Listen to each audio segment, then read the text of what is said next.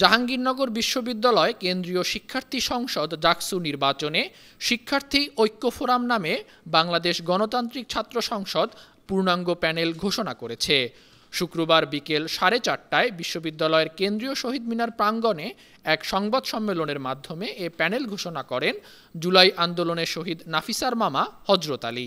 জাহাঙ্গীরনগর বিশ্ববিদ্যালয় সমর্থিত শিক্ষার্থী ঐক্য ফোরাম এর পূর্ণাঙ্গ প্যানেল থেকে ভিপি পদে মনোনীত করা হয়েছে শিক্ষার্থী আরিফুজ্জামান উজ্জ্বলকে। জিএস পদে লড়বেন আবু তৌহিদ মোহাম্মদ সিয়াম, এজিএস ছাত্র পদে জিয়াউদ্দিন আয়ান ও এজিএস ছাত্রী পদে মালিহা নামলা। তবে শিক্ষার্থী ঐক্য ফোরাম ক্রীড়া সম্পাদক পদে কোনো প্রার্থী ঘোষণা করেনি। ওই পদটি অনূর্ধ্ব 23 ফুটবল দলের খেলোয়াড় মাহমুদুল হাসান কিরণের সমর্থনে ছেড়ে দেয়া হয়েছে। প্যানেল প্রার্থীদের প্রায় সবাই জুলাই অভ্যুত্থানে সামনের সারিতে থেকে নেতৃত্ব দিয়েছেন।